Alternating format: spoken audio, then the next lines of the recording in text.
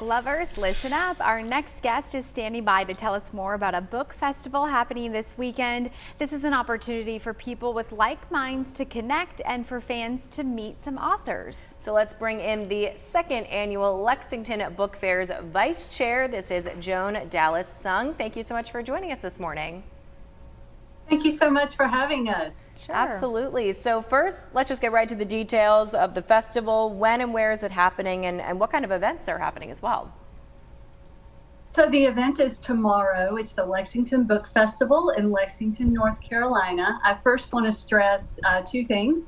All events are free to attend, and we will be going on rain or shine. Okay. So please come on out. The book festival will take place at 202 North Main Street in Lexington. That's the Arts Davidson building, and all the events will take place there, and it will go from 10 to 5. We have 15 authors, many of them with ties to North Carolina, that will be joining us tomorrow. Authors that write for readers of all ages, kids through adults. So please come on out. We also have about 40 vendors that will that you'll be able to visit with as well.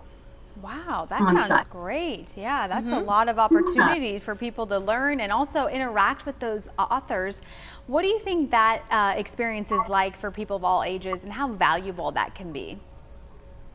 You know, meeting authors is so powerful, whether it's meeting the author of a book that's your favorite or discovering a new favorite author.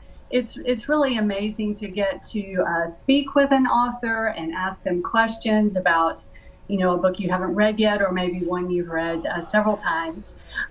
We will have children's authors doing story times, and, you know, just to instill that love of reading early, and then have question and answer opportunities at the end of each panel. And we will have all the authors will be signing their books at the festival as well. So attendees will have a chance to purchase books if they like, and then have the author sign their book for a permanent memory of the day.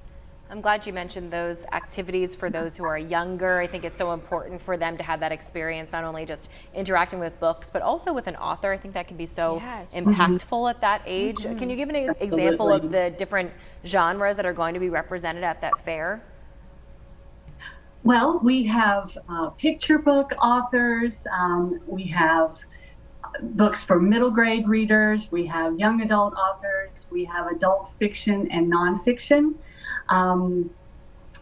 So of course, fiction is, you know, books that are not necessarily true, sometimes based in an author's experience or something from their imagination. And of course, we do have nonfiction books, which are true. So we do have something for everyone. We have story times with picture book authors Ashley Belote and Dan Yacarino, and you know, we have Phoebe Zerwick, who wrote a nonfiction book about a crime that happened in Winston-Salem in the early 80s that some folks may remember. So she is a journalist, and she's written a book about that story, and, you know, which continues on for a couple of decades. Very powerful book. We also have